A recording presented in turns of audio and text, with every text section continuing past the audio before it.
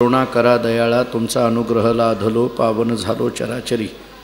मी कळाकुसरी काहीच नेने बोलतो वचनी अतिभाविका। तुमचा अनुग्रह लाधलो पावन झालो चराचरी। एका जनार्दनी तुमचा दास त्याची आस पुरवावी। तुमचा अनुग्रह लाधलो पावन झालो चराचरी। पवित्र भूमी बार्शी नगरीमध्ये भगवंताच्या अधिष्ठानापुढे सुरू असणारी ही आपली श्रावण मास प्रवचनमाला। यावर्षी आपण संत ज्ञानेश्वर महाराजांचं चरित्र व तत्वज्ञान या विषयाचा विचार करत आहोत। हे करत असताना ज्ञानेश्वर महाराजांचं संत चरित्र हे ज्ञानोबांचं चरित्र का ऐकायचं याचा विचार आपण थोडासा करून आलो। संतांची चरित्र ही मानवी जीवनामध्ये किती महत्त्वाचे आहेत, किती उद्बोधक आहेत, संत चरित्र आणि मानवी जीवन कशा पद्धतीने समृद्ध होतं याचा विचार आपण केला। हे करत असताना थोडं तत्वज्ञानाच्या कसोटीवर आपण ज्ञानेश्वरीतलीच एक ओवी असं ऐकत होतो। तैसे हरपले आपण पे पावे तै संता ते पाहता गिवसावे म्हणून वानावे ऐकावे तेची सदा। म्हणजे संतांचंच वर्णन करा, संतांचं वर्णन ऐका। का करा? हरपले आपण पे पावे म्हणजे आपली हरवलेली वस्तू आपल्याला मिळवायची असेल तर संतांचं वर्णन करा, संतांचं वर्णन ऐका असा विचार आपण केला। आता संतांचं चरित्रच ऐका कशाकरिता? आत्मस्वरूपाच्या प्रचितीकरिता असा विचार आपण करून आलो। थोडं मग पुढं आणखीन समाजशास्त्राच्या दृष्टीने मन परिवर्तन व्हायचं असेल तर संत चरित्रच ऐकावं, बुद्धीमध्ये बदल घडायचा असेल तर संत चरित्रच ऐकावं, असे काही विषय आपण पाहिले। त्यानंतर संतांचा अवतार ज्या भूमीमध्ये होतो आहे ती भूमी कशी आहे हे कळताना पवित्र ते कुळ पावन तो देश जेथे हरीचे दास जन्म घेती या प्रमाणाचा आधार घेतला आणि देशाची पवित्रता कशी ही अगोदर आपण मांडली। देश पवित्र कसा असू शकतो त्याला गोपीगीताचा थोडासा आधार घेतला। म्हणजे त्या गोपिकांनी भगवान श्रीकृष्ण परमात्म्याच्या अवताराचं वर्णन करताना श्रीमद भागवतामध्ये शुकाचार्यांनी जो विचार केला त्याचा विचाराचाही आपण थोडंसं चिंतन करून आलो। म्हणजे भगवान अवताराला ज्या भूमीमध्ये येतात ती भूमी पवित्र आहे म्हणून भारत भूमी ही पवित्र आहे सांगत असताना जगामध्ये अशी एकच भूमी आहे की ज्या भूमीला माता म्हटलं जातं आणि ती केवळ आणि केवळ भारत भूमी आहे असा आपण एक विचार केला। कुलाची पवित्रता सांगत असताना संत जिथं अवताराला येतात ते कुलही पवित्र कसं आहे याचाही थोडासा दाखला आपण दिला। आणि हे दाखला देत असताना ज्ञानोबांचा अवतार ज्या कुळामध्ये होतो आहे त्या कुळाचा विचार हरिहरपंतांपासून आपण मांडला। हरिहरपंतांपासूनची परंपरा मांडत असताना हरिहरपंतांचे चिरंजीव रामचंद्रपंत, रामचंद्रपंतांचे चिरंजीव गोपाळपंत, गोपाळपंतांचे चिरंजीव त्र्यंबकपंत, त्र्यंबकपंतांचे चिरंजीव गोविंदपंत, गोविंदपंतांचे चिरंजीव विठ्ठलपंत असा विचार आपण थोडासा परंपरेचा केला।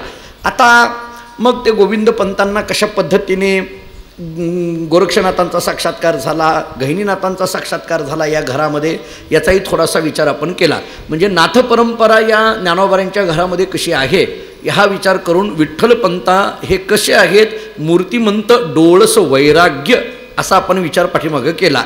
आणि मग विठ्ठलपंतांची तीर्थयात्रा, ती तीर्थयात्रा आळंदीमध्ये कशी येते, आळंदीमध्ये आल्यानंतर सिद्धोपंतांनी आपली मुलगी विठ्ठलपंतांना द्यायचं कसं ठरवलं, त्याच्याकरता विठ्ठलपंतांचं वेगळं वर्णन सिद्धोपंतांनी कसं केलं याचाही थोडासा निरंजन माधवांनी केलेलं ज्ञानेश्वरी विजय नावाच्या ग्रंथातला आधार घेऊन आपण बोलून आलो। मग विठ्ठलपंतांचा विवाह होतो, पंढरपूरची वारी होते, वारी करून माघारी आल्यानंतर पुन्हा आपेगावला जाऊन येतात आणि आपेगावला गेल्यानंतर त्यांचे आई वडील नंतर वारले आणि मग विठ्ठलपंत मात्र आता प्रपंचामध्ये रमत नाही आहेत हे बघून रुक्मिणीने आपल्या वडिलांना बोलवून घेतलं आणि सिद्धोपंतांनी आपला जावई आणि मुलगा आळंदीला घेऊन आले। तिथं आल्यानंतर तरी काय करत होते याचा विचार कालच्या प्रवचनामध्ये आपण केला की मग तिथं आल्यानंतर सुद्धा विठ्ठलपंतांचं एवढंच सुरू आहे, बाकी काही नाही। उलट त्याच्यात एक अधिक वाक्य यायला लागलं, मला संन्यास घ्यावा वाटतो, मला संन्यास घ्यावा वाटतो अशा पद्धतीचे मुखातून शब्द विठ्ठलपंतांच्या नेहमी येऊ लागले। आणि मग एके दिवशी रुक्मिणीच्या मुखातून जावा जावा असा शब्द सहज पद्धतीने पडला काय आणि तीच आज्ञा समजून विठ्ठलपंत गेले। आणि गेल्यानंतर तिथं नृसिंह आश्रम स्वामींकडे किंवा रामानंद स्वामींकडे किंवा श्रीपादजींकडे अशी 3 नावं आपण काल बोलत होतो। हे तिन्ही नावं एकाच गुरुचे आहेत याचाही दाखला आपल्याला वेगवेगळ्या पद्धतीने देता येण्यासारखा आहे। आणि तिथं गेल्यानंतर चैतन्य हे त्यांचं नाव ठेवलं गेलं। आता इकडं मात्र आपला जावई निघून गेल्यानंतर हा जो झालेली प्रपंचाची वाताहत आहे ही वाताहत आपल्या आईवडिलांनी मुलींची पाहिली आणि वडिलांनी म्हणजे सिद्धोपंतांनी आणि मुलीला काही उपदेश करायला सुरुवात केली, त्याचा काल विचार केला। सरतेशेवटी एक उपदेश असा आला होता की आता तू एक नियम करत राहा, आता बाकी काही करू नको. प्रारब्ध माणसाचं असं असतं की ते जे करायचं आहे ते करूनच देणार, त्याच्यात कोणी बदल करू शकत नाही. सिद्धोपंतांनी एक आधार घेतलाय कर्मशास्त्राचा. माणसाच्या जीवनामध्ये कधी कधी काही प्रसंग असे येतात की त्या प्रसंगामध्ये माणूस हतबल होऊन जातो आणि त्यावेळेस आपल्याला कर्मशास्त्राचा आधार घेतल्याशिवाय आपल्याला स्थैर्य जीवनामध्ये मिळत नाही. आणि कर्मशास्त्राचा आधार असा आहे की तो प्रारब्धाच्या दृष्टीने आहे.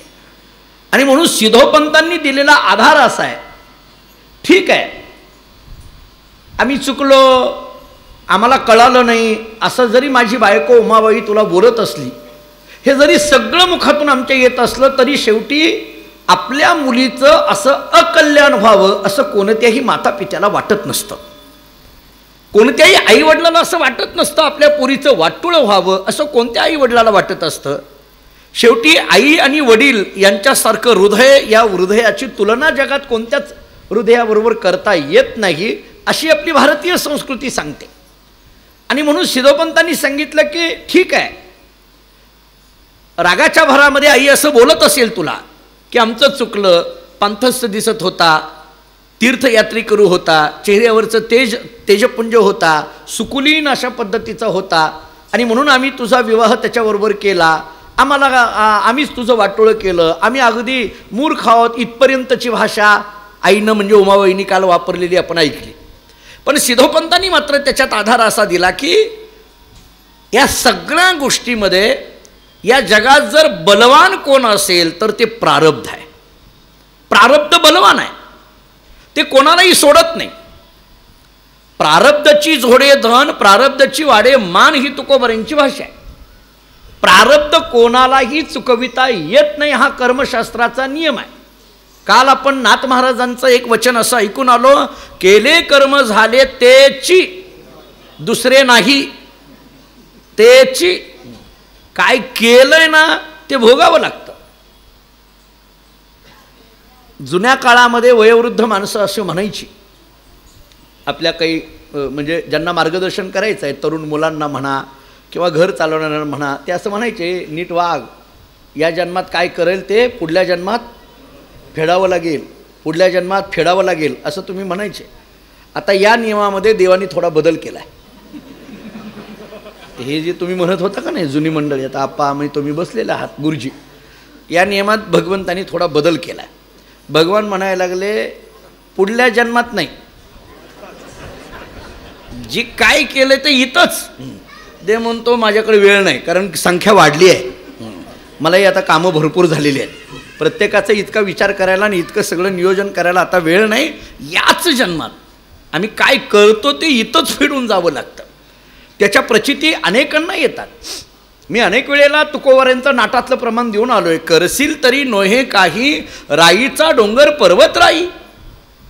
राई असेल त्याचा पर्वत करण्याचं काम आणि पर्वत असेल त्याची राई करण्याचं काम भगवान करतो. आपल्या डोळ्या देखत ह्या घटना घडतात. लोक बोलताना बोलतात, अहो काय एक काळ होता या माणसाचा, आता बघा, असं बोलतात. काय एक काळ होता, आता बघा कसे आहेत. काय एक काळ होता, आता बघा कसं आहे, असंही म्हणतात. या दोन्ही गोष्टी आहेत. एक काळ अनुकूलतेचा असतो, काही दिवसानंतर तो काळ प्रतिकूलतेचा येतो. काही वर्षापूर्वी आम्ही प्रतिकूलतेचा काळ होता, आता मात्र अनुकूलतेचा काळ आला. ही अनुकूलता आणि प्रतिकूलता मानवाच्या जीवनामध्ये सातत्याने हे चढउतार होत असतात. आणि या चढउतार होण्याला कारणच आहे आपलं पूर्वजन्मातलं कर्म. या सगळ्याला कारण आहे पूर्वजन्मातलं कर्म. पाप आणि पुण्य या दोन गोष्टीचा परिचय किंवा प्रचिती माणसाच्या जीवनामध्ये सातत्याने येत असते. काही वेळेला आम्हाला पुण्याचा अनुभव येतो, काही वेळेला आम्हाला पापाचा अनुभव येतो. हे करण्याच्या पाठीमागं शास्त्र सांगतं आम्ही केलेल्या विहित कर्माचा परिणाम पुण्य आहे आणि आम्ही केलेल्या निषिद्ध कर्माचा परिणाम पाप आहे. विहित कर्म निर्माण करतं ते पुण्याला, निषिद्ध कर्म निर्माण करतं ते पापाला. हे सातत्याने चाललेलं आहे. सिद्धोपंतांनी हा आधार आपल्या मुलीला दिला. प्रसंग प्रपंचामध्ये आल्यानंतर प्रपंचाचं नेतृत्व करणाऱ्या माणसाने समाजशास्त्राच्या दृष्टीने कसं असावं याचं एक उदाहरण म्हणजे सिद्धोपंतांचं जीवन आहे. थोडं त्या जागेवर कधी कधी आपल्याला बसून बघा. आपल्याही जीवनात येतातच ना, ती घटना नसली तरी कोणत्या तरी रूपाने एखादा दुःखाचा प्रसंग आमच्याही जीवनात येतो. आणि म्हणून तर मी अनेक वेळेला बोललोय, ज्ञानेश्वरीतली ही ओवी अनेकांनी पाठ नुसती करावी असं नाही, अनुभवावी अशी ओवी आहे. सुखी संतोषा न यावे, दुःखी विषादा न भजावे, लाभालाभ न धरावे मना माझी. एवढा गोड विचार ज्ञानोबांनी या ओवीतून सांगितलेला आहे. मी तर असं म्हणेन ही ओवी आपल्या जीवनाचा एक फार मोठा आधार आहे. दुःखी विषादा न भजावे, दुःख आलं म्हणून खिन्न होऊ नका. ज्ञानोबा सांगतात दुःख आलं खिन्न होऊन जायचं नाही, हतबल होऊन जायचं नाही, डोक्याला हात लावून बसून प्रश्न मिटत नसतात. आहे त्या परिस्थितीला स्वीकारून त्याच्यातून मार्ग काढण्याची प्रेरणा आपल्या मनामध्ये आणावी लागते. ज्यावेळेस सगळे हतबल होतात तेव्हा घरातल्या कर्त्या माणसाचं काम आहे की या सगळ्या परिस्थितीला योग्य पद्धतीने हाताळावं आणि आपल्या कुटुंबाला परिवाराला पुढे घेऊन जावं. कधी कधी संकट अशी धावून येतात माणसाच्या अंगावर. एकाच वेळेला अनेक संकट अशी उभा राहतात आणि अशा संकटाच्या वेळेला आपण असे खिन्न होऊन जाण्याची शक्यता असते. महाभारतातलं वचन मी आपल्याला बोललोय मागं. महाभारतामध्ये कुंती मातेला भगवंतानी ज्यावेळेस विचारलं तुला काय पाहिजे भगवान श्रीकृष्णाने, तेव्हा कुंती मातेनी असं सांगितलं की कृष्णा तुला द्यायचं असेल तर एकच दे. म्हटले माझ्या 5ही मुलांना नेहमी संकट दे, संकट दे त्यांना. भगवंतानी कुंती मातेला विचारलं, ते आत्या होती ना त्यांची, अगं आत्या असं कुणी मागतं का, तू संकट मागायला लागली असं कसं काय, लोक काय मागतात आणि तू काय मागते, असं कुठं असतं का, का असं म्हणायला लागली.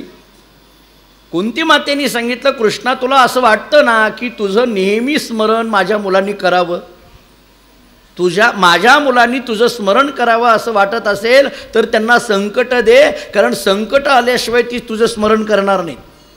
परीक्षा आली की भगवंत मंदिरात गर्दी, देवा पास कर. संकट समयी माणसं देवाकडे जातात आणि म्हणून त्या प्रसंगातून निघता आलं पाहिजे. सिद्धोपंतांनी आधार दिला आणि सांगितलं एक काम कर, या पिंपळाला या अश्वत्थाला प्रदक्षिणा कर. आता काहीतरी लागेल ना, ठीक आहे, पण ते निघून गेलेले आहेत आणि निघून गेलेले प्रोषित भर्तुकीचं जे व्रत सांगितलेलं आहे, प्रवासास निघून गेलेल्या पती हा सुखरूप माघारी यावा याच्याकरता सांगितलेलं ते व्रत आहे. काल आपण त्याच्यावर बोललो, प्रोषित भर्तिकेचं व्रत. आणि मग तिनं ते व्रताचं आचरण करायला सुरुवात केली. इंद्रायणीचं स्नान करावं, घरी यावं, घरचा जो कुलधर्म आहे तो करावा आणि सिद्धेश्वराच्या समोर असलेला जो पिंपळ आहे, सुवर्ण पिंपळ ज्याला म्हटलं, त्या पिंपळाला 108 प्रदक्षिणा कराव्या. मी म्हटलं निळोबाऱ्यांनी सांगितलं तुळशीला प्रदक्षिणा करा, नामदेवांनी सांगितलं पिंपळाला. जे काही असेल ते, त्याच्यात आपण वादात जायचं गरज नाही. पण तिनं ते व्रत सुरू केलं. अत्यंत योग्य पद्धतीने तो व्रत किंवा ते तप किंवा तो नियम करायला सुरुवात केली. माणसाच्या जीवनात नियम फार महत्त्वाचे असतात. नियम करता आले पाहिजे, नियम करता आला पाहिजे. 1, केलेला नियम नित्य करता आला पाहिजे. 2, करत असलेल्या नियमामध्ये कितीही अडचणी आल्या तरी नियमापासून बाजूला व्हायचं नाही असा दृढ निश्चय करता आला पाहिजे. 3, आणि आपला नियम व्यवस्थित भगवंताच्या पर्यंत पार पाडावा याच्याकरता भगवंताला प्रार्थना करता आली पाहिजे. 4, नियमाच्या बाबतीत आपल्याकडे एक साधारण अशा प्रक्रिया सांगितल्या जातात. नियम करता आला पाहिजे. जर नियम, काही ना काहीतरी नियम पाहिजे आणि करत असलेला नियम नित्य पाहिजे.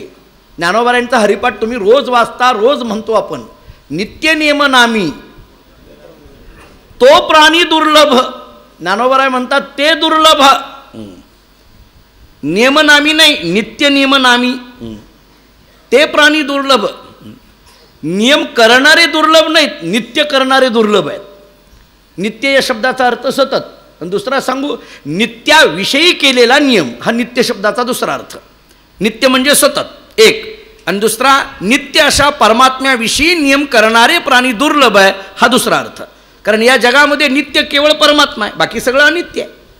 अनित्याविषयीचे नियम करणारे जगात एखाद्या वेळेस भेटतील, पण नित्य असलेल्या परमात्म्याविषयी नियम करणारा प्राणी या जगामध्ये दुर्लभ आहे असं ज्ञानोबांचं बोलणं आहे.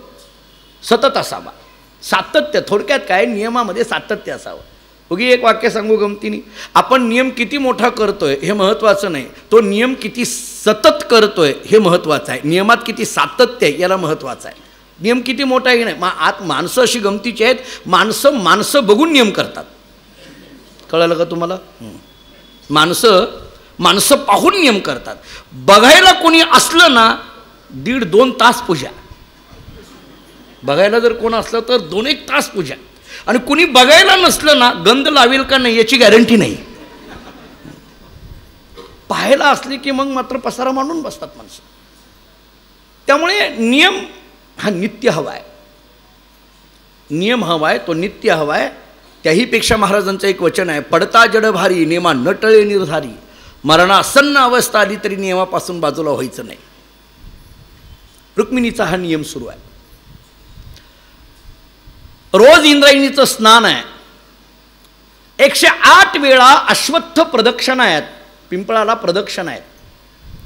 हा नियम करत असताना जणू काही हे तिचं जे व्रत आहे त्या व्रताला ज्ञानेश्वर महाराजांच्या चरित्रकारांनी एक पद्धतीचं तप म्हटलेलं आहे. हे एक तप आहे. रुक्मिणी आता जी करती आहे त्याला नियम म्हणा, त्याला व्रत म्हणा, त्याला तप म्हणा, त्याला अनुष्ठान म्हणा. अनुष्ठान किंवा तप या शब्दाचा अर्थ करत असताना आपण घेतलेल्या नियमामध्ये करत असलेलं सातत्य हाच तप आहे, हेच अनुष्ठान आहे. त्याचं स्वरूप काय आहे हे वेगवेगळं आहे. तपाचं स्वरूप सांगत असताना ज्ञानेश्वर महाराजांनी केलेली व्याख्या फार गोड आहे. ज्ञानोबा असं सांगतात, तैसा स्वरूपाची या प्रसरा लागी प्राणेंद्रिय शरीरा अटनी करणे जीव विरा तेची तप. ऐका, ज्ञानोबराय बोलतात, तैसा स्वरूपाची या प्रसरा लागी प्राणेंद्रिय शरीरा अटनी करणे. स्वरूपाची या प्रसरा लागी, स्वरूपाची या प्रसरा लागी प्राणेंद्रिया शरीरा अटनी.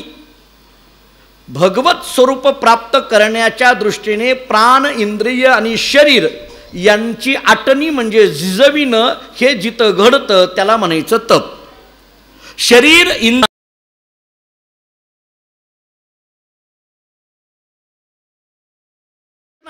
शारीरिक तप आहे. हे तिथं जी चाललेली पिंपळाला प्रदक्षिणा हे शारीरिक तप आहे ना. समजा नाही आम्हाला एवढा फारसा लक्षात आला अर्थ, दुसरा अर्थ ज्ञानोबराय सांगतात, त्याचा विचार करा. ज्ञानोबराय बोलतात, तैसा आत्मपर्याय लोचू प्रवर्ते जो साचू तपाचा तो निर्विचू धनुर्धरा.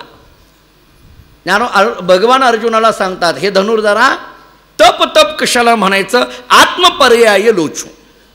आत्मस्वरूपाविषयी असलेला जो विचार आहे ना त्यालाच म्हणायचं तप. आणखीन त्याच्यापेक्षा जरा वेगळ्या अंगाने तप मांडलं. काय काय झालं? भगवत स्वरूपता प्राप्त होण्याच्या दृष्टीने शरीर, प्राण आणि इंद्रियांना झिजविणं याला तप म्हणा, किंवा भगवत स्वरूपाचा अखंड चिंतन करणं, विचार करणं याला तप म्हणा. रुक्मिणीचं हे तप चालू आहे. हे तप काय करतं? योगशास्त्रामध्ये पतंजली मुनींनी जी सूत्र सांगितलेले आहेत त्याच्यात एक सूत्र फार छान आलंय. हे तप काय करतं सांगताना पतंजली मुनी असं सांगतात, कायेंद्रिय सिद्धी ही अशुद्धी क्षया तपसहा. कायेंद्रिय शुद्धी ही अशुद्धी क्षया तपसहा. हे तप काय करतं? काया नाम शरीर आणि इंद्रिय, शरीर आणि इंद्रियांच्या ठिकाणी असलेली जी अशुद्धी आहे त्या अशुद्धीचा क्षय करण्याचं काम हे तप करतं. त्यामुळे तपाचा असाही विचार करा. काय काय तपाचा विचार झाला?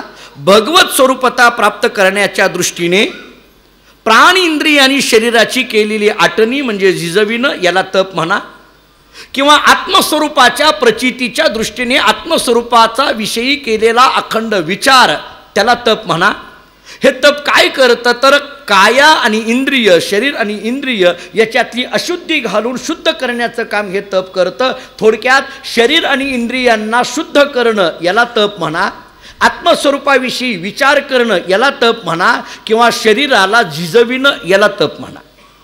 शरीराला झिजविणं याला तप म्हणा, आत्मस्वरूपाचा विचार करणं याला तप म्हणा, किंवा शरीर आणि इंद्रियांच्या ठिकाणच्या अशुद्धीचा क्षय करणं याला तप म्हणा. अशा पद्धतीचं तप रुक्मिणीचं सुरू आहे. तपाशिवाय तपेविनं दैवत, दिदल्याविनं प्राप्त हे सोडा पुढचं, पण तपेविनं दैवत. तप केल्याशिवाय दैवत भेटत नाही, अनुष्ठान केल्याशिवाय अनुभव येत नाही, व्रताचरण झाल्याशिवाय, व्रतस्थ जीवन असल्याशिवाय तो व्रती असलेला परमात्मा आम्हाला भेटत नाही. रुक्मिणीचं हे तप चालू आहे. आमचे गुरुजी सांगायचे तप माणसाच्या जीवनात काय करतं, व्यवहाराच्या पातळीवर बोलतो. व्यवहाराच्या तप या शब्दाचा हे जे त आणि प आहे की नाही हे उलटे करा. पत. तप काय करतं, मानवाची समाजामध्ये पत निर्माण करतं. तप काय करतं तर पत निर्माण करतं. एक वेगळ्या पद्धतीचा ठसा समाजामध्ये मिळवला जातो. रुक्मिणीचं हे तपाचरण सुरू आहे. नित्य अशा पद्धतीचं तपाचरण सुरू आहे. काय घडलं, काय या तपाचरणाचा परिणाम काय, हे जे चालू असलेलं अनुष्ठान आहे याचा परिणाम काय. ज्ञानेश्वर महाराजांनी एक ओवी दिली, तेवढी ओवी आत्ता देतो आणि लगेच चरित्राच्या पुन्हा काही ओव्या मांडतो. ज्ञानोबाराय सांगतात आपल्याकडून तपाचरणाने, अनुष्ठानाने, व्रताने काय घडतं, आपल्या अंतःकरणाची साम्यदशा घडते. आणि अंतःकरणाची साम्यदशा काय करते तर ऐसी कर्म साम्यदशा जेत होय विरेशा, मग श्रीगुरु आपैसा भेटेची गा. ज्ञानोबाराय सांगतात की कर्मसाम्य दशा झाली की भगवान स्वतःहून आपल्याला भेटतात. आपल्याला देवाकडे जायची गरज नाही. सद्गुरू काय, देव काय, जे कोणी असेल ते. रुक्मिणीचं हे जे तपाचरण आहे ना, हे तपाचरण कशा अनुषंगाने आहे, सद्गुरूंना स्वतःहून आपल्याकडे ओढावून आणण्याच्या दृष्टीने हे तपाचरण आहे. ऐका, मी बोलतो पुढं आपल्याला कसं चरित्र आहे. पुढं जरा आणखीन विचार पहा. निळोबरायांनी गोड विचार केलाय. हे व्रत चालू असताना घडलं काय, मग तेची दृढ व्रत धरियेले रुक्माई, नेने दुजे काही सेवेविन. मग तेची व्रत, कोणतं व्रत, अश्वत्थाला पिंपळाला 108 प्रदक्षिणा करायचं हे व्रत रुक्मिणीने धरलं. नेने दुजे काही सेवेविन. आता तिला दुसरं काही माहीत नाही, या सेवेशिवाय तिला दुसरं काही माहीत नाही. विकलो तो सेवे जीवे एका भावे एकविध तुकोबराय बोलतात. ही सेवा जी मी घेतलेली आहे, रुक्मिणी म्हणते की आता मला त्याच्याशिवाय दुसरं काही माहीत नाही. जसं आपण भक्तिशास्त्रामध्ये बोलतो, विषय तो त्यांचा झाला नारायण, नावडे जनधन माता पिता. हे जसं भक्तिशास्त्रामध्ये आपण लावतो ना, रुक्मिणीचं अगदी तसं आहे. विषय तो त्यांचा झाला नारायण. रुक्मिणीला जो दिलेला विषय आहे, या इंद्रायणीचं स्नान करायचं आणि या अश्वत्थाला पिंपळाला 108 प्रदक्षिणा करायच्या, भगवत नामस्मरणामध्ये आपलं जीवन घालवायचं, हे दिलेला जो नियम आहे, हा जो दिलेला विषय आहे, याच्याशिवाय तिला दुसरं काही माहीत नाही. नेने दुजे काही सेवेविन. या सेवेशिवाय ती दुसरं काही म्हणत नाही, बोलत नाही. काही कुठला विषय आता चर्चा करायचा विषय राहिला नाही. पिंपळाला प्रदक्षिणा करायला गेल्याबरोबर बाकीचं उन्हं धुणं काढत नाही. तुझी सून कुठं आहे, गेलती का कधी प्रवचनाला, आहे का तिला कसलं वळण. दुसऱ्याला वळणं लावायला जाऊ नका, आपण वळणात राहा. आपण वळणात राहिलं की झालं. प्रत्येकाने ठरवलं का नाही, आपण आपलं वळण व्यवस्थित सांभाळायचं. प्रत्येकाने ठरवलं की दुसऱ्याला वळण लावायला जायची गरजच नाही महाराज. आपण आपलं बघावं, आपण आपल्यापुरतं तरी अगोदर आपला विचार करावा. रुक्मिणीचा हा विषय आहे. मग तेची दृढ व्रत धरिले रुक्मिणी, नेने दुजे काही सेवेविन. याचा परिणाम काय झाला. कोणी कोणी म्हणेल, अहो तुम्ही इतकं सांगायला लागला रुक्मिणीचं, मी वेगळ्या अंगाने रुक्मिणी आपल्यासमोर मांडायला लागलो. ह्याचा परिणाम काय घडला, काय घडलं, काय इतकं केलं रुक्मिणीने. शेवटी लोक बोलतात ना, अहो काय एवढं केलं, घडलं काय, काय आहे का नाही. फलाशिवाय किंवा परिणामाशिवाय माणसं साधना करायला अलीकडल्या काळात तयार होत नाहीत. साधना करायला सुद्धा काहीतरी फल दाखवावं लागतं. सत्यनारायणाची पूजासुद्धा ती फल आहे म्हणून तिथं त्या सत्यनारायणाच्या पूजेत म्हटलं जातं, सप्त समुद्रापर्यंत राज्य तुझं 1.25 रुपयात.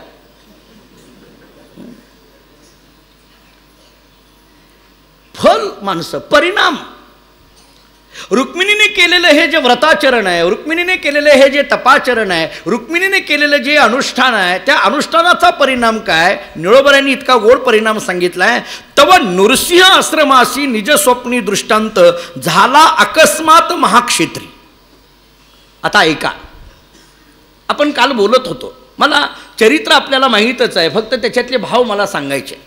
काल मी एका बाजूला रुक्मिणी मांडत होतो आणि दुसऱ्या बाजूला विठ्ठलपंत, त्यांचं नाव काय आता?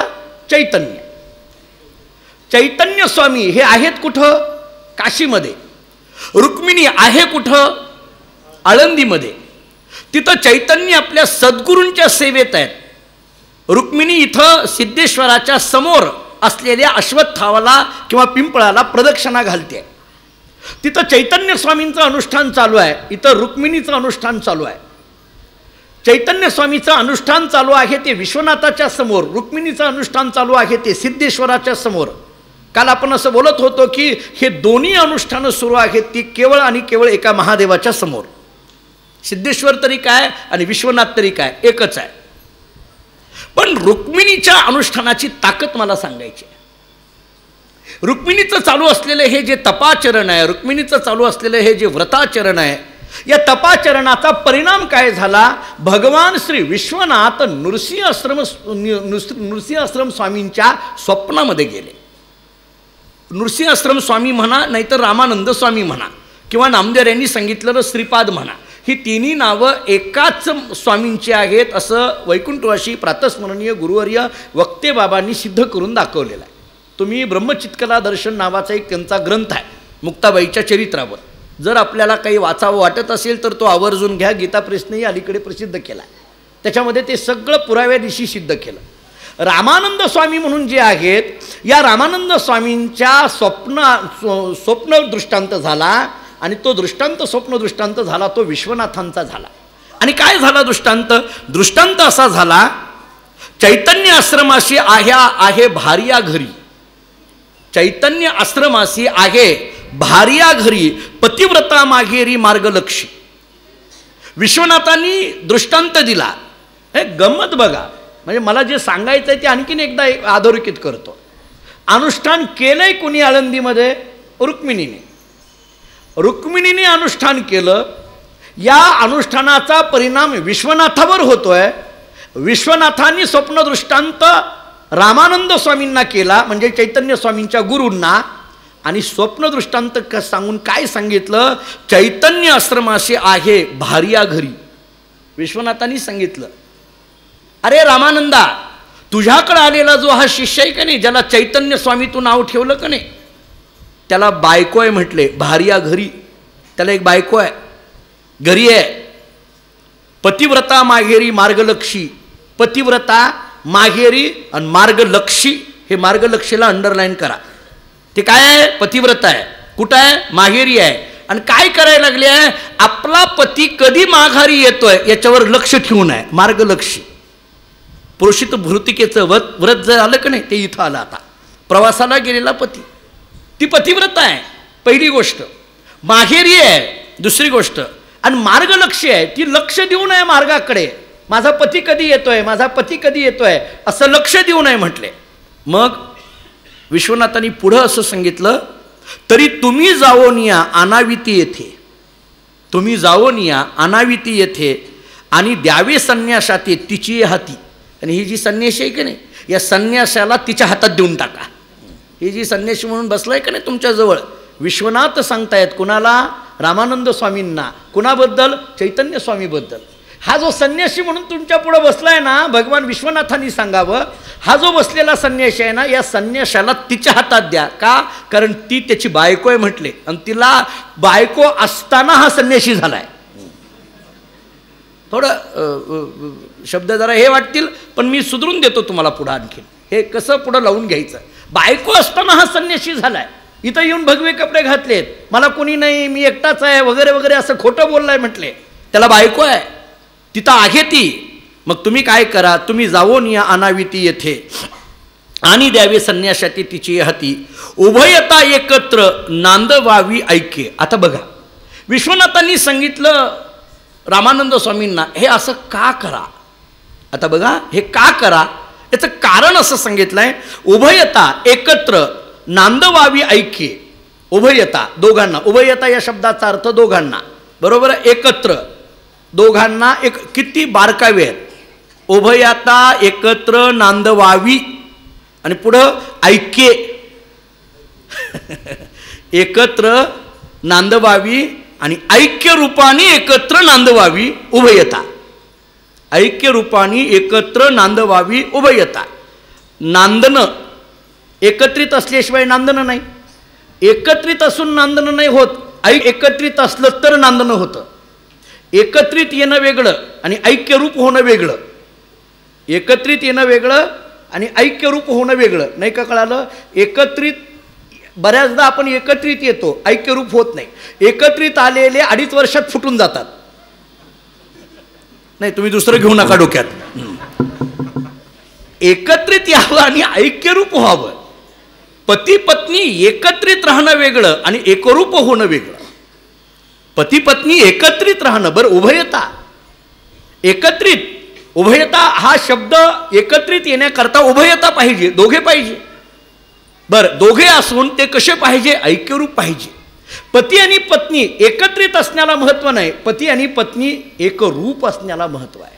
एकत्रित असतात पण एकत्रित असण्याला भारतीय संस्कृती मान्यता देत नाही. केवळ एकत्रितला किंमत नाही, ती ऐक्यरूपाला आलं पाहिजे. अलीकडल्या काळामध्ये नको त्या संस्कृती आपल्याकडे सुरू झाल्या, विचित्र पद्धतीचे प्रकार आपल्याकडे सुरू झाले. भारतीय संस्कृतीचा इतिहास आणखीनही आम्ही भारतात राहूनही नीट वाचला नाही, हे भारतीयांचं दुर्दैव आहे. ज्या भूमीमध्ये आम्ही जन्माला आलो, ज्या भूमीमध्ये आम्ही वास्तव्याला आलो, ज्या भूमीमध्ये ज्ञानोबाराय तुकोबारायासारखे संत अवताराला येतात आणि ज्या भूमीचे संस्कार आणि संस्कृती आपल्या पूर्वजांनी अत्यंत पराकष्टेने जपून ठेवलेली आहे, ती संस्कृती बऱ्याचदा आपण आपल्या पायाखाली तुडवतो का काय, अशी शंका येऊ लागली अलीकडे. जीवनामध्ये गृहस्थाश्रमाला फार महत्त्व दिलं जातं. मानवी जीवनामध्ये विवाह नावाचा हा जो संस्कार आहे तो अत्यंत महत्त्वाचा सांगितला जातो. विवाह नावाच्या संस्कारामध्ये विचार करत असताना विवाह रूप होण्याला किंवा मी परवा बोललो आपल्याला, विवाह या शब्दाचा अर्थ असतो एकरूप होऊन जाणं. साधावया आत्मलग्न सावधान बीजवराचे मन, तेने साक्षेपी होय आपण सायुज्य लग्न साधावे, अशी नाथ महाराजांची भाषा आहे. सायुज्य हा शब्द एरवी कुठेही वापरला जाऊ शकत नाही. तुम्ही जरा संस्कृती आपलं शास्त्र उघडून बघा. सायुज्य मुक्ती, सायुज्य मुक्ती या शब्दाचा अर्थ आहे जीव ब्रह्म ऐक्य होणं. आपण जे ज्ञानोबारायांच्या हरिपटाचं चिंतन करताना ऐकतो ना, तेने चारी मुक्ती, त्या चारी मुक्तीमध्ये 4 मुक्तींची नावं काय सांगितली आपण? सलोकता, समीपता, सरूपता आणि सायुज्यता. सलोकता या शब्दाचा अर्थ आहे त्या लोकाला पोहोचणं. समीपता या शब्दाचा अर्थ आहे त्यांच्या जवळ पोहोचणं. सरूपता या शब्दाचा अर्थ आहे त्यांच्या सारखं रूप येणं. आणि सायुज्यता या शब्दाचा अर्थ आहे त्यांच्या स्वरूप होऊन जाणं. रूप येणं वेगळं आणि स्वरूप होणं वेगळं, स्वरूपाला प्राप्त होणं वेगळं. सायुज्य या शब्दाचा अर्थ आहे एकरूप, एकरूप होऊन जाणं, स्वरूपाने एकत्रित होऊन जाणं. आणि ही सायुज्य मुक्ती, लग्न या शब्दाचा अर्थ सायुज्य मुक्ती आहे. तो का म्हणे, मुक्ती पर निली नोवरी आता दिवस चारी खेळी मेळी. तुकाराम महाराजांचा अभंग घरी गेल्यानंतर बघा, याजसाठी केला होता टास शेवटचा दिस गोड व्हावा, आता निश्चिंतीने पावलो विसावा, खुंटलिया धावा तृष्णेची. या अभंगाचा शेवट करताना तुकोबाराय बोलतात, तुका म्हणे मुक्ती पर निली नोवरी आता दिवस चारी खेळी मेळी. सायुज्य मुक्ती आहे, एकरूप होऊन जाणं आहे. आणि म्हणून विश्वनाथांनी रामानंद स्वामींना सांगावं, या उभयता एकत्रित नांदवावी ऐक्य, या दोघांना एकत्रित पद्धतीने ऐक्य रूपाला प्राप्त करून द्या. का? याचं कारण फार गोर सांगितलंय. जव होती बाळके चौघे पोटी, या दोघांचा पुन्हा संसार करून द्या. विश्वनाथांनी रामानंद स्वामींना सांगावं की तुमच्याजवळ आलेला हा जो चैतन्य स्वामी आहे ना, जो संन्यासी आहे ना, याला त्याच्या बायकोच्या हातामध्ये द्या, या दोघांचा संसार पुन्हा सुरू करून द्या. का? कारण यांच्या पोटी 4 जण जन्माला येणार आहे, हे विश्वनाथांनी सांगावं. हा सगळा दृष्टांत झाला. पण हे आहे कुठं? तुम्ही बोलायला लागला इतका वेळ झालं, पण कुठं आहे ती? ह्याची जी बायको आहे ती आहे तरी आता तिला इथं आणायचं, दोघांचा संसार सुरू करून द्यायचा, पण ती आहे कुठं? विश्वनाथांनी सांगितलं, इंद्रायणी तीरा आहे ते सुंदरा. निळोबाऱ्यांनी दिलेली प्रमाणं देतो. मी कालच बोललो होतो, प्रमाणं दिली की त्याला एक ऑथेंटिकपणा येतो, म्हणून मी निळोबाऱ्याचा गाठा आपल्यासमोर मांडतो. इंद्रायणी तीरी आहे ते सुंदरा, माझी अलंकापुरा पतिव्रता, तरी तुम्ही अनुमान न करिता यधरती, जावे शीघ्र गती आणाविते. विश्वनाथांनी सांगितलं रामानंद स्वामींना, इंद्रायणीच्या तीरावर अलंकापुरी नावाची नगरी आहे आणि तिथं याची पत्नी आहे. तुम्ही आता अनुमान करत बसू नका. तुम्ही काय करा, तरी तुम्ही अनुमान न करिता, अनुमान वेगळं आणि आता हे प्रमाणांचा विचार वेळ जाईल माझा. प्रत्यक्ष प्रमाण कशाला म्हणायचं, अनुमान प्रमाण कशाला म्हणायचं, शब्द प्रमाण कशाला म्हणायचं, उपमान प्रमाण कशाला म्हणायचं, अर्थापत्ती प्रमाण कशाला म्हणायचं, आणि अनुपलब्धी प्रमाण कशाला म्हणायचं. कोणत्याही गोष्टीचं ज्ञान करून देण्याकरिता शास्त्रांनी 6 प्रमाणांचा विचार केला. प्रत्यक्ष प्रमाण कधी कधी आपल्याला ज्ञान करून घेण्याकरता प्रत्यक्ष प्रमाणाने घ्यावं लागतं, कधी कधी अनुमान प्रमाणाने करून घ्यावं लागतं, कधी शब्द प्रमाणाने करून घ्यावं लागतं. आता त्याच्यात पुन्हा प्रकार आहेत. म्हणजे प्रत्यक्ष प्रमाणाने आपल्याला ज्ञान होत नसेल तर अनुमान प्रमाण लावा, अनुमानाने ज्ञान होत नसेल तर शब्द प्रमाण लावा, शब्द प्रमाणाने ज्ञान होत नसेल तर उपमान प्रमाणाने लावा, उपमान प्रमाणाने ज्ञान होत नसेल तर अर्थापत्तीने लावा, अर्थापत्तीने ज्ञान होत नसेल तर अनुपलब्धीने लावा. 6वं प्रमाण सांगितलं, अनुपलब्धी. शब्दशः अर्थ तुम्ही थोडेसे पहा. तुम्ही तुमच्याकडे ग्रंथ नसेल तर मोबाईल आहे, गुगलवर टाका. कालच बोललोय तुम्हाला, टाकलं की मिळतं हे. शब्द प्रमाण कशाला म्हणायचं, अनुमान प्रमाण कशाला म्हणायचं. अनुमान प्रमाण या शब्दाचा अर्थ असा आहे, एका प्रत्यक्षतेवरनं दुसऱ्याचा अंदाज लावणं, याला अनुमान प्रमाण म्हटलं जातं. याला उदाहरण दिलं, यत्र यत्र धूमाः तत्र तत्र वह्निः. ज्या अर्थी धूर आहे त्या अर्थी अग्नी असला पाहिजे. किंवा आपण साधं उदाहरण सांगू की ज्या अर्थी टाळ वाजायला लागलाय त्या अर्थी भजन सुरू झालंय, हे सांगायला काही ज्योतिषीची गरज आहे का? ज्या अर्थी आणि त्या अर्थी हे 2 शब्द आले की अनुमान प्रमाण लागलं. तसं ज्या अर्थी आणि त्या अर्थी. त्यामुळे विश्वनाथांनी रामानंदांना असं सांगितलं, आता तुम्ही अनुमान न करिता, याच्याबद्दल तुम्ही अनुमान करत बसू नका. असं असेल का, कशावरनं असेल, हे जमेल का, हे असले अनुमान करत बसू नका. तर्कशास्त्राने जे सांगितलेला अनुमानाचा विचार आहे तो करत बसू नका. का? जावे शीघ्र गती आणि आणाविते. तुम्ही लवकर जा आणि घेऊन या. मग नृसिंहाश्रम स्वामी आले अलंकापुरास. मला इथपर्यंत घेऊन यायचं होतं आपल्याला. रामानंद स्वामी आता अलंकापूरला आले. आता मला रुक्मिणीच्या तपाचं सामर्थ्य आपल्याला सांगायचं आहे, नीट ऐका. रामानंद स्वामी अलंकापूरला आले. इथला जो विषय आहे, चैतन्य किंवा विठ्ठलपंत, विठ्ठलपंत आळंदी सोडून गेले कुठं? काशीला. आणि भेटले कुणाला? रामानंदांना. एवढं बरं आहे. विठ्ठलपंत आळंदी सोडून गेले काशी क्षेत्राला आणि भेटले कुणाला? रामानंदांना. रुक्मिणीने आळंदी सोडली का? रुक्मिणीने आळंदी सोडली नाही. रुक्मिणीने स्वतःचं तपाचरण करायला सुरुवात केली आणि रुक्मिणीचं तप इतकं श्रेष्ठ झालं की विठ्ठलपंतांना रामानंदाकडे जावं लागलं, पण रामानंदांना स्वतःहून रुक्मिणीकडे यावं लागलं. याच्यात रुक्मिणीचं श्रेष्ठत्व आहे. याच्यात रुक्मिणीचं श्रेष्ठत्व आहे. याच्यात एक रुक्मिणी वेगळ्या अंगाने बघा. तुका म्हणे पतिव्रता तिची देवावरी सत्ता.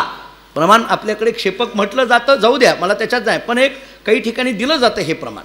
पतिव्रता तिची देवावरी सत्ता.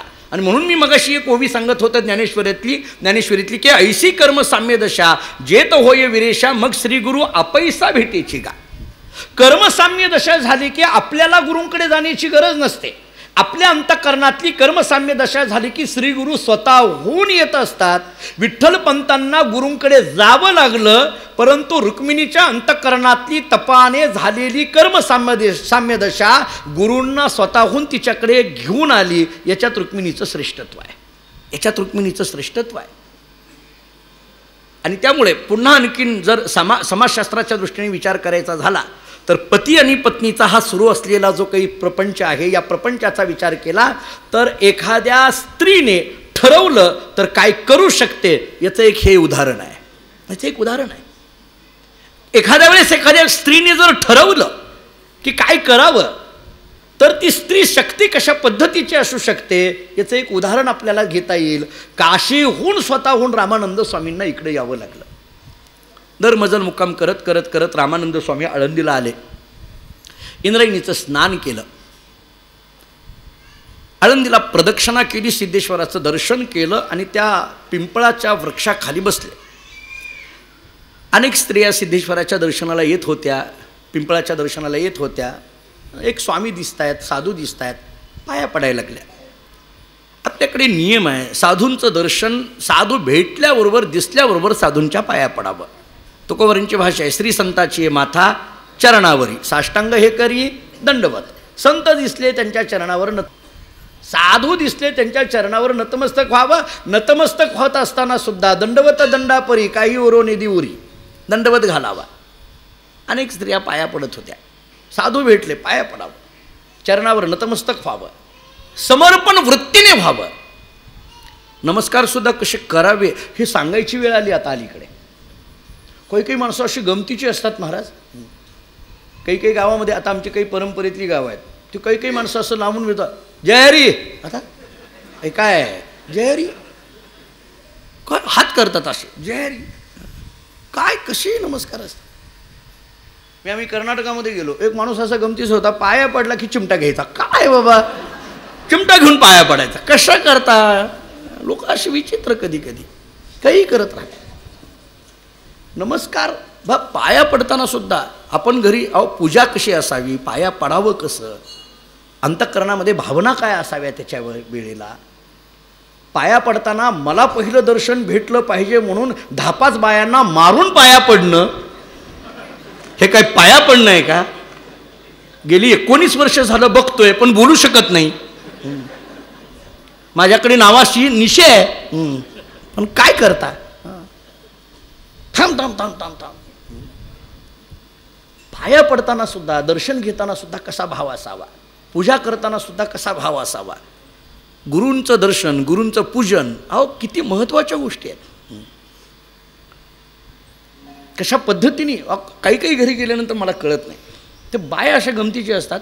ते लेकरू असतं ना, त्या लेकराच्या मागं लागतात, पडपाया पडपाया.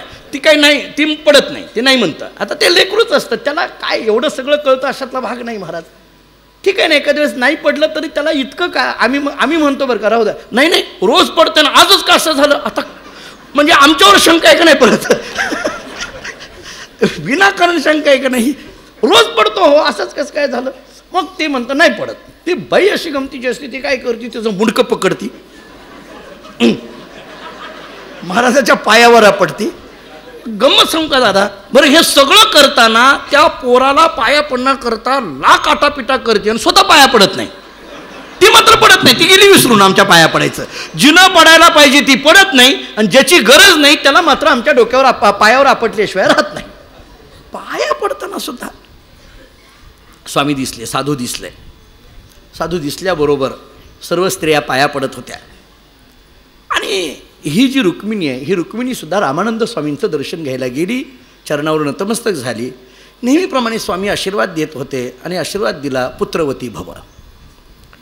पुत्रवती भव आशीर्वाद दिल्याबरोबर तिनं स्मित हास्य केलं आणि चेहऱ्यावर 2 पद्धतीचे भाव निर्माण झाले. एक खिन्नतेचा भाव निर्माण झाला आणि एक हास्यतेचा भाव निर्माण झाला.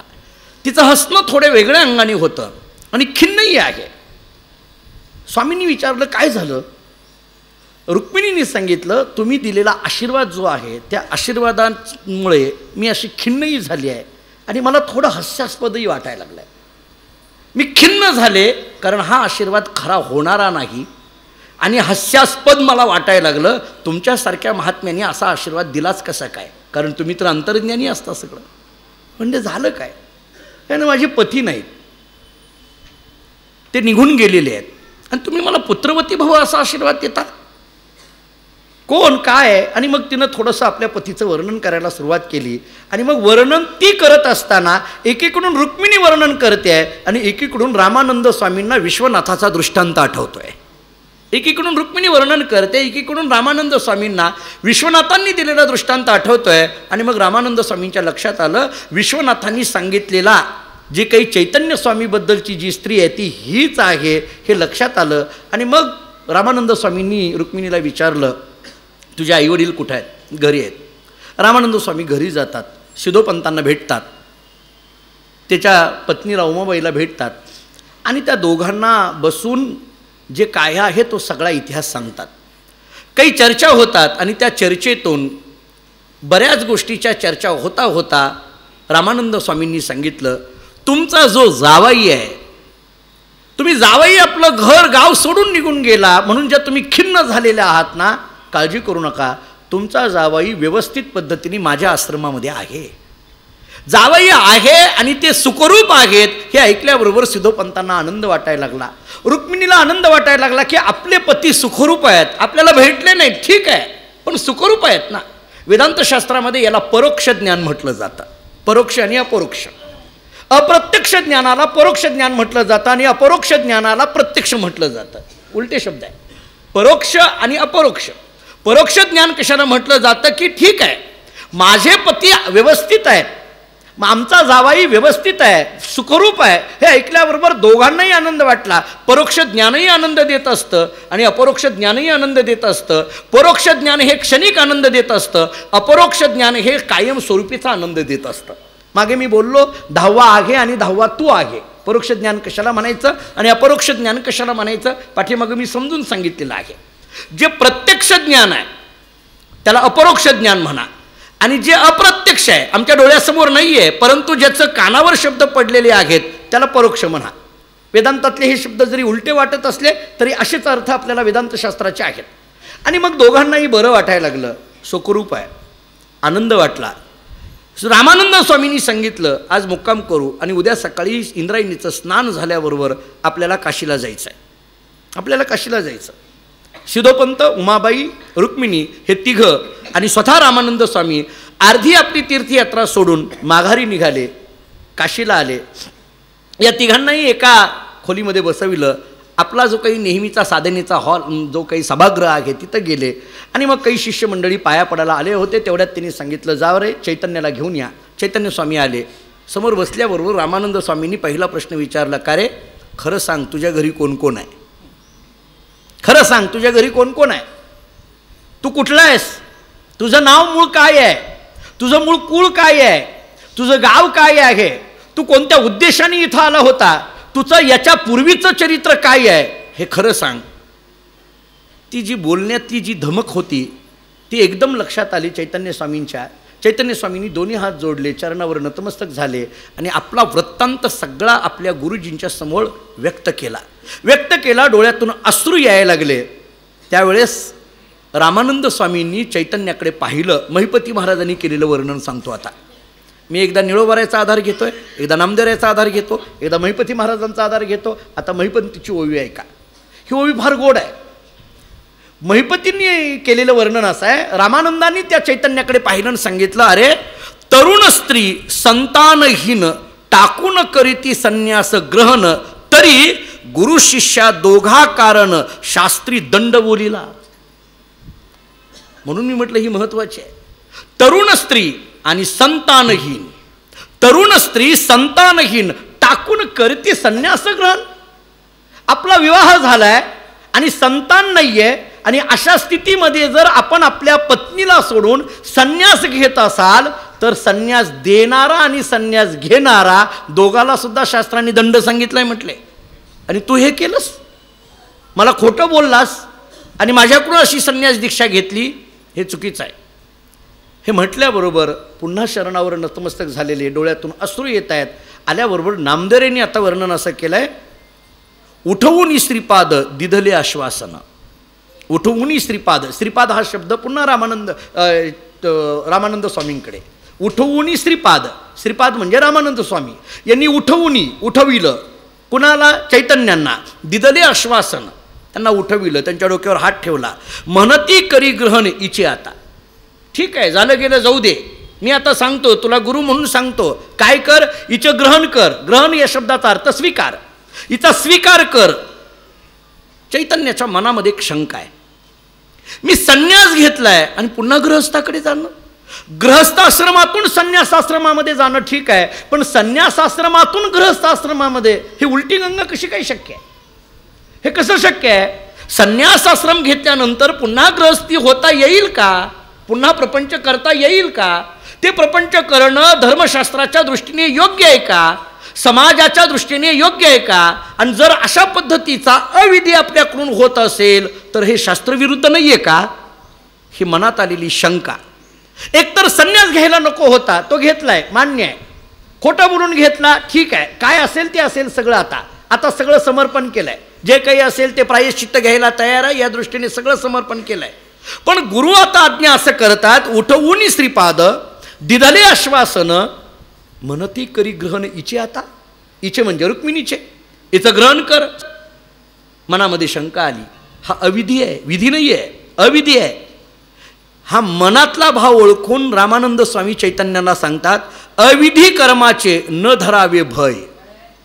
अविधी कर्माचे न धरावे भय. तुझ्या मनामध्ये आता शंका अशी आली की हा अविधी आहे, विधी नाही आहे. गृहस्थाश्रमातून संन्यासाश्रमामध्ये जाणं हा विधी आहे, पण संन्यासाश्रमातून गृहस्थाश्रमामध्ये जाणं हा अविधी आहे. पटतंय का बघा? का काय वेगळं वाटतंय? मग एकदा होय तरी म्हणा, नाही तर नाही तरी म्हणा, काहीतरी म्हणा. मी एवढा पोटतिडकीने सांगतोय, तुम्ही आपले आवाखून बघायला लागलात म्हणून म्हटलं. माझा मुद्दा काय आहे बघा.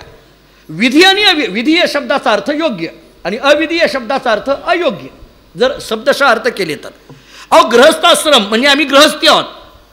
एका विशिष्ट काय आहे, विशिष्ट आम्हाला कालावधी सांगितले. पहिला आश्रम कोणता सांगितला? ब्रह्मचर्य. ब्रह्मचर्य आश्रमानंतर कोणत्या आश्रमात जावं? गृहस्थ. गृहस्थ आश्रमानंतर कोणत्या आश्रमात जावं? वानप्रस्थ. आणि वानप्रस्थ आश्रमानंतर कोणत्या आश्रमात जावं? संन्यास. हे चारही आश्रम असे टप्प्याटप्प्याने आहेत. जुनी कीर्तनकार किंवा जुनी मंडळी असं सांगायची, आपल्या आयुष्याच्या मर्यादा दाखवून ते असं म्हणायचे, वयाच्या 1 ते 25 पर्यंत ब्रह्मचर्य आश्रमामध्ये असलं पाहिजे, 25 ते 50 पर्यंत गृहस्थाश्रमामध्ये असलं पाहिजे, 50 ते 75 पर्यंत वानप्रस्थ आश्रमामध्ये असलं पाहिजे आणि 75 ते 100 पर्यंत संन्यासाश्रमात असलं पाहिजे. ही वयाच्या 100च्या दृष्टीने. आता आपण 100 पर्यंत नो गॅरंटी, आता काही गॅरंटी नाही आपली. हे पण एक जुनं गणित सांगितलं आपलं. पण मी म्हणतो ते जाऊ द्या, ते 25-50 हे जरी नाही लक्षात आलं तरी टप्पे तरी लक्षात येऊ द्या. आपला पहिला काळ हा ब्रह्मचर्य आश्रमामध्ये गेला पाहिजे. ज्या काळामध्ये वेदाध्ययन करायचं असतं, ज्या काळामध्ये शिक्षण घ्यायचं असतं, तो काळ आमचा ब्रह्मचर्य आश्रमाचा काळ आहे. त्या काळामध्ये आम्ही ब्रह्मचारी असलं पाहिजे. ज्यावेळेस वेदाध्ययन आमचं पूर्ण होतं आणि आम्ही आमच्या घरी येतो, घरी आल्यानंतर आपण गृहस्थी झालं पाहिजे. गृहस्थाश्रमामध्ये स्वीकार केला पाहिजे, आपण प्रवेश केला पाहिजे, थोडक्यात विवाह केला पाहिजे आणि आपली प्रपंचाची जबाबदारी आपण घेतली पाहिजे. प्रपंचाची जबाबदारी घेतल्यानंतर कुठपर्यंत प्रपंचाची जबाबदारी? जेव्हा आपली पुढची पिढी तयार होते, त्यांचा विवाह होतो आणि त्यांचा संसार सुरू होतो, आपण आता मात्र थांबलं पाहिजे. आपल्या मुलाचं लग्न झाल्यानंतर आपल्या मुलाचं त्या रामायणामध्ये असं आहे, राजा दशरथाच्या डोक्यावरचा एक केस पांढरा झाला होता म्हणे. एक केस पांढरा झाल्याबरोबर राजा दशरथाने विचार केला, आता आपण थांबलं पाहिजे. आता हे सगळं राज्य कुणाकडे द्यायचं आहे? पुढच्या पिढीकडे. पुढच्या पिढीला देता आलं पाहिजे. महाराज द्यायला तयार नाही, तो आता अजिबात द्यायला तयार नाही. मरीन पण चावी सोडणार नाही अशी स्थिती आहे आता. द्यायला तयार नाही. आम्हाला देता आलं पाहिजे, आम्हाला कुठंतरी थांबता आलं पाहिजे. मी जरा आणखीन पुढं बोलतो. मिळवणं हे जितकं महत्त्वाचं असतं तितकं सांभाळणं महत्त्वाचं असतं, आणि सांभाळणं हे जितकं महत्त्वाचं असतं तितकं थांबणं महत्त्वाचं असतं. माणसाला थांबता आलं पाहिजे. ज्या माणसाला थांबायचं कळतं ना, तो मनुष्य यशस्वी आहे. थांबायचं कळलं पाहिजे. अलीकडे आम्हाला थांबायचं कळेना. आणि ज्यावेळेस आम्ही थांबायला तयार नाही तेव्हा आपल्याला तो थांबवतो. मग आपल्याला एक योग्य वेळी त्यातनं बाहेर पडता आलं पाहिजे. इदम न मम ही वृत्ती आणता आली पाहिजे. वानप्रस्थ आश्रम या शब्दाचा अर्थ काय? संयोगी वियोग. वानप्रस्थ म्हणजे काय? संयोगी वियोग या शब्दाचा अर्थ आहे तिथं राहून त्याच्यातून बाजूला राहणं. अलिप्त कमळ जळी जैसे, पद्मपत्र मीमांबसा गीता सांगते आम्हाला. अलिप्त कमळ जळी जैसे. पाण्यामध्ये कमळ आहे पण कमळात पाणी आहे का? माणसाने संसारात असावं पण माणसात संसार नसावा. आमचे गुरुजी सांगायचे माणसाने संसारात येऊ नये का गुंतू नये. येऊ नये असं नाही, फक्त गुंतू नये. एका विशिष्ट वेळेला माणसाला थांबता आलं पाहिजे. आपल्या पिढीला पुढल्या पिढीला देता आलं पाहिजे. काही माणसं अशी गमतीची असतात. आम्ही गेल्यानंतर चालू असतं आणि मग ती घरातली जी करती धरती माणसं असतात ना ती आम्हाला म्हणतात, महाराज काय यांना माहिती आहे पोरांना, मी गेल्यावर कळल. मी मनातल्या म्हणत असतो जाऊन बघ, पोरं करणार आहेत, फक्त तू गेला पाहिजे, बाकी काही नाही महाराज. आपल्याला असं वाटतं की हे, मी काल का परवा उदाहरण दिलं होतं बघा त्या कुत्र्याचं. ते हाड जे घेऊन बसतं ना, आणि जोपर्यंत हाड आहे तोंडामध्ये तोपर्यंत हे सगळी बाकीची कुत्री ओरडत राहतात आपल्यावर. आणि हाड सोडलं, ते जी काही असते हाडूक आहे ती सुटलं की मात्र ती सगळी कुत्री त्या हाडकाकडे जातात. याच्याकडे कुणी नाही, हा आनंदी राहतो. असं आनंदी राहायचं असेल तर सोडता आलं पाहिजे. आपल्याला थांबता आलं पाहिजे, सोडता आलं पाहिजे. बाकीचा विचार करायचा नाही. इतकं का तेल टाकलं करू नका विचार. तुम्ही एकदा सोनाच्या हातात दिलं ना, नका विचार करू. ती मिळतंय ना, अडचण आहे का सांगा. तुम्हाला अडचण असली तर अन्नछत्र आणखीन वाढवू जरा आपण. अडचण आहे का तुम्हाला? नका ना. मग तुम्ही का घरात गेल्यानंतर हा सगळा गोंधळ घालायला लागलात? का नको त्या गोष्टीत लक्ष घालायला लागलात? आपलं एक वय आहे, आपली एक वयाची मर्यादा आहे. आता अशी परिस्थिती आहे की आता आपल्याला डोळ्यांनी नीट दिसत नसतं, कानाने नीट ऐकू येत नसतं, आपलं शरीर जीर्ण झालेलं असतं. आपण जेव्हा बसतो तेव्हा उठताना आपल्या स्वतःला येत नसतं, तेव्हा आपण त्रास विनाकारण घ्यायचे नाहीत. आणि काय आहे, अलीकडे आम्ही किती करतोय हे दाखवण्याच्या प्रकारामध्ये आपण आपल्या शरीराला आणि आपल्या मनाला किती त्रास करून घेतोय हे आपल्या लक्षात येईना. आपण हा विचार केला पाहिजे. मी तर असं म्हणतो की आता जर आपल्या मुलाकडे आणि सुनेकडे जर सगळी प्रपंचाची जबाबदारी आहे, त्यांच्या पद्धतीने काय चुकीचं वाईट त्याचा परिणाम त्यांना असतो, आपल्याला काय. राहिलं गेलं आता त्यांचं आहे ना, ते सगळं त्यांचं आहे. आम्ही तर काही घेऊन जाणार नाही कुठंच. मग आता आपल्याला एका वेळेला मला असं वाटतं की आपल्याकडे वेळ आहे तर माणसाला वेळेचा सदुपयोग करता आलं पाहिजे. सत्कर्म योगे वय घालवावे, समर्थांचं वचन आहे. आमच्याकडे वेळ आहे ना, मग एक काम करा. वाचता येत आहे ज्ञानेश्वरी वाचायला येत नाही, वेळ आपल्याकडे पुष्कळ आहे, जप करत राहा, काहीतरी चिंतन करत राहा, काही ना काही त्याच्यात वेळ घालवा. वेळ जाईना म्हणून सुनाशी भांडत बसू नका, त्याच्यात वेळ घालू नका. ठीक आहे, माणसाचा हा जो काही कुठंतरी युगो आहे ना, तो माणसाला इतका त्रासदायक देत असतो. तो कुठंतरी सारखा असा मान वर करत राहतो आणि आहे त्या सुखी संसाराला दुःखामध्ये टाकायला लागतो. थांबा कुठंतरी. हा जसा स्त्रियांच्या बाबतीत विचार सांगतोय, पुरुष मंडळींनी सुद्धा आता आम्ही एक विचार केला पाहिजे की आम्ही आता बस नाही पण आपण गेल्याशिवाय काय होतंय का? काय नाही, तू जाऊ नको, फक्त होतंय सगळं. आम्ही बघा महाराज बरोबर 7 वाजता शेतात असायचो, हे आणखीन झोपलेले, तुला काय करत आहे, झालंय ना. काही नका विचार करू. किती जेवढा विचार कराल, जेवढी उपाधी लागेल तितका त्रास आहे. ज्यावेळेस एक काय कर्तव्य कर्मांच्या सुद्धा स्वार्थी आणि परार्थी कर्तव्य कर्मांच्या काही कालमर्यादा ठरलेल्या आहेत. आम्हाला थांबता आलं पाहिजे, आम्हाला कुठंतरी विचार करता आला पाहिजे. हा वानप्रस्थ आश्रम आहे आणि ज्यावेळेस वानप्रस्थ आश्रमातून एका विशिष्ट आश्रमामध्ये जातो, तो संन्यास आश्रम आहे. क्रम असा आहे, गृहस्थीकडून संन्यासाकडे जाणं हा विधी आहे, पण संन्यासाकडून गृहस्थीकडे येणं हा अविधी आहे ना, हे अयोग्य आहे ना. हे कसं करू मी? हे ज्यावेळेस चैतन्याच्या मनामध्ये शंका आली तेव्हा गुरु आज्ञा काय करते बघा. काय आहे, प्रसंग कसे आहेत ते बघावे. आता इथं गुरु आज्ञा कशी लागू पडते इथं गुरु आज्ञा लागू पडताना असा आहे, अविधी कर्माचे न धरावे भय. रामानंद स्वामी सांगतात हा अविधी आहे असं जर मनामध्ये तुझ्या येत असेल, न धरावे भय, त्याचं भय धरू नकोस. हे म्हणणारे कोण आहेत? मला हा मुद्दा महत्वाचा आहे. ही व्यक्ती नाही, हे कोण आहेत? गुरु आहेत. तुम्ही सांगणारं कोण आहे याच्याकडे लक्ष द्या. व्यक्ती म्हणून जेव्हा आपण विचार करतो ना, तेव्हा आपल्या मनामध्ये शंका कुशंका निर्माण होऊ शकतात. गुरुचं वचन हे प्रमाण सांगितलं जातं. हे सांगणारे गुरु आहेत, चैतन्य स्वामींचे गुरु आहेत. ते गुरु असं सांगतायत अविधी कर्माचे न धरावे भय. ते अविधी आहे. अहो मला सांगा, युद्ध कर हे सांगणारा कोण होता? श्रीकृष्ण परमात्मा. ते बघा ना, त्या अर्जुनाच्या मनामध्ये आपण बोललोय मागं, अर्जुन म्हणतो देवा हे पाप लागल पुण्य लागेल. भगवान म्हणायला लागले अर्जुना हे पुढच्या लोकांना मारून पाप लागेल किंवा न मारलं तर पुण्य लागेल. हे पाप आणि पुण्य देणारा कोण आहे रे? देणारा कोण आहे? हे जाऊ दे बाकीचं, तू भलतं बोलला म्हटलं. देणारा कोण आहे? त्याला पाठ होतं, धर्माची तू मूर्ती, पाप पुण्य तुझी हाती. अर्जुनांनी सांगितलं देवा तू आहेस, पाप आणि पुण्य देणारा तू आहे. भगवंतांनी सांगितलं अर्जुना नीट ऐक, एखाद्या कर्माला विहित असेल तर पुण्य देणं, पाप चुकीचं असेल तर पाप देणं, हे देण्याचं काम माझं आहे. मी तुला सांगतोय युद्ध कर, पाप लागत नाही. किती आहे? मी सांगतोय ना तुला युद्ध कर.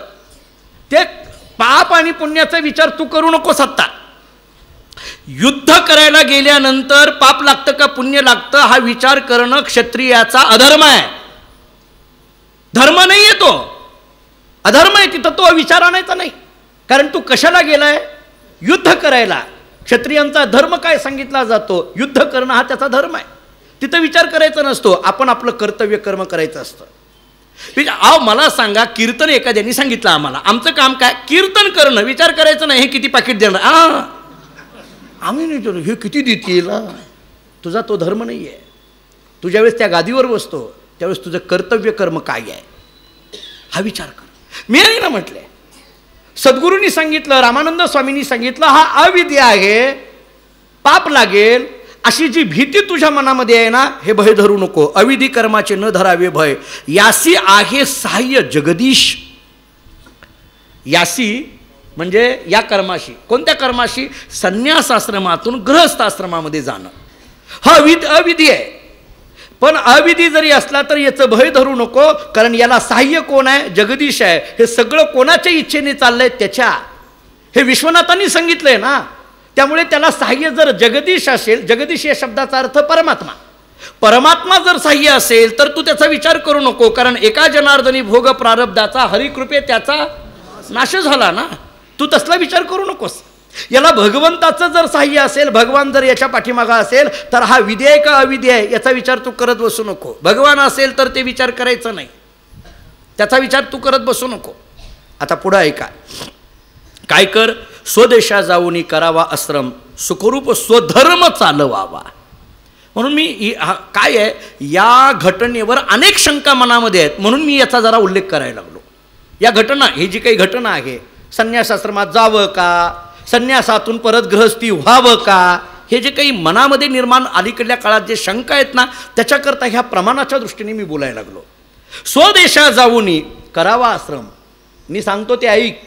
स्वदेशा म्हणजे तुझ्या देशा, म्हणजे तुझ्या गावी, तुझं जे स्थान आहे तिथं जा.